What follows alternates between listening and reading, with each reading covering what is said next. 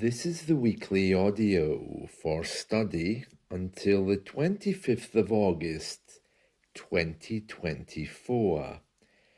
Subject: the leak from the bathroom ceiling.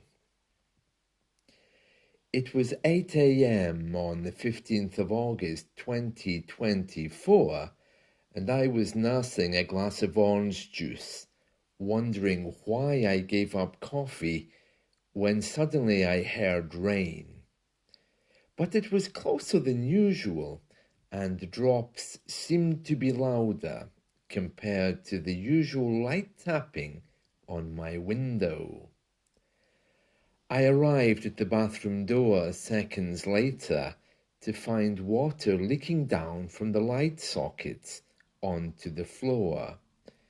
My cat was watching the drops. His head movements were synchronized with each drop, and he seemed to enjoy the plopping sound on the puddle on the floor. It was one of those moments where you just wanted to shout, "Dad," then leave the problem to him. Although, even if my father was still alive, it most likely would have been my mother who would have immediately contained the water and then marched to the apartment above to start a conversation with the neighbour whom, no doubt, she would have known already. People actually spoke to each other in those days, and they were equipped with social skills to get things done without being offensive. Another plop brought me back to reality. My cat's tail rose up. He was bored, and with a quick meow sound, he went off to sleep somewhere else, which left only me. I mopped up the water and moved the mop and pail to under the drip. That will buy me time until I decide what to do next, I thought to myself, remembering that if this had been 1980, my mother would likely have had this fixed by now. A twinge of sadness dawned in my thoughts, and then I just acknowledged that this problem was not going to be fixed by direct action or shouting at someone. My way is always something which creates a sense of peace. Still, the marked contrast between my parents' generation, my generation, and younger people today played on my mind for the rest of the day.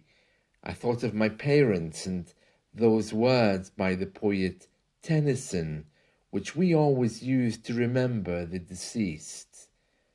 Oh, for the touch of a vanished hand and the sound of a voice which is still. Being British, I needed a plan to run up to my neighbour's apartment and start shouting for them to turn off their taps, or even making a melodrama out of this was so not the thing to do in 2024 Britain. I didn't need to remind myself that to keep calm and carry on was the order of the day. The problem with neighbours these days is that we don't mix. We all come from different social, cultural, economic and educational backgrounds and have little in common, even for general conversation. This does not compare well to the past, where we all worked in the same factory and had the same social and educational background. Getting along was much easier in the past. We had tribal and work connections. Towns were created on that premise. My view is that these days peace is something we all recognize, and despite our diversities, it is something we all want, at least somewhere in our hearts. The first port of call was to phone my landlord's office and let them know what was happening. They in turn would need to contact my neighbour to gain entry to her apartment. I took another sip of orange juice, ensuring I was calm before I reached for the phone. Interesting, I thought. I actually get to use this thing to speak to someone, realizing that its usual use was simply texting. I dialed the number, went through the touch-tone dialing system, pressed option 1 for repairs, and finally reached a human. "Hi, how are you today?" I asked, after her spiel of introduction. We nervously assured each other that we were both calm by engaging in small talk, exchanging comments about how bad the weather was. "Fine, but the weather is awful." "Oh, absolutely," I replied, slowly bringing the conversation round to my plumbing issue. "We are in the wrong country for good weather," she cackled. "It seems I have a plumbing issue," hoping that the sudden bold jump to another topic was not too rude. "It seems there is water running into my apartment from above," ensuring I was the epitome of placidity. Meanwhile, she must have heard what sounded like an Olympic swimming team jumping into a pool one by one in the background. The conversation continued like something from a 19th century novel. "Oh, how awful," she remarked, and my response at her course of action of booking an emergency plumber and electrician followed. "Oh, how lovely. That sounds helpful, thank you." Small talk is important, even in emergencies, if you want to get things done here.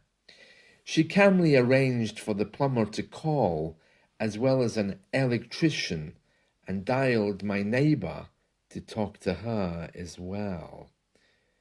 "It may be a good idea not to use your bathroom light."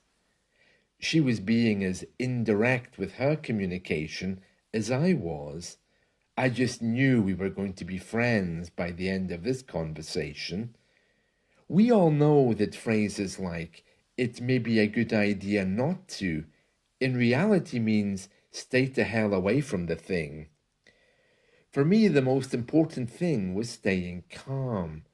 After all, this was not the telephonist's problem. It helped that the drops were a bit slower now. That suggested this was not a burst pipe, but simply tap water, which was coming through when water was flowing. I wasn't so concerned about the water as I was about ensuring I didn't panic. My mind flashed to my time in Arabia, where they didn't have much water in the region I was living in, and a spark of gratitude came that I live here in the West, with all of its basic comforts. Then another twinge of sadness as I remembered the eccentricity of British living, the shallow way in which we Brits communicate, and how we put calmness and order before other vital things like flooding and death. I remember my teacher training textbooks where I'm supposed to teach people phrases like, "There seems to have been an accident. Would you mind calling the police?" If it's no trouble, of course. These days, that style of language suggests incongruence between our hearts and our heads. Is someone finally realizing that British politeness can actually be a hindrance in serious situations? Or are we just saying panic doesn't get us anywhere? The plumber arrived, and like an ambassador between nations, he carried messages between my neighbour and I. By telling us separately what the problem was and how he was going to fix it, as well as what we both needed to do while he was working. Clearly he had done this before, and he really was promoting peace here. Perhaps in his next career move, he might consider either a job in politics or perhaps in athletics, judging by the way he bounded up and down those stairs. I wanted to share that joke with him, but he looked like he was too young to catch my meaning, and it would likely have been lost if I had to explain it. He looked like the kind of person that takes your money at the cinema.